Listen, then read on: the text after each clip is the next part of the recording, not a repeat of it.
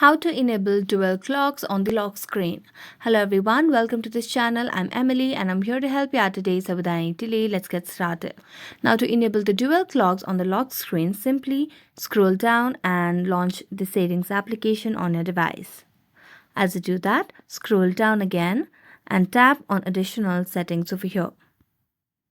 Now tap on date and time and it will give you different options over here. So just scroll down to the very end and here you can see the option of dual clock.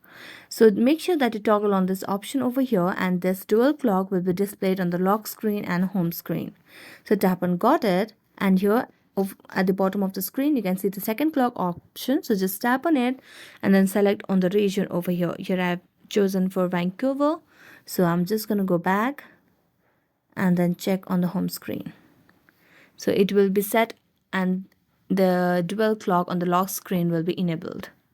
So thank you so much for watching this video. See you next time.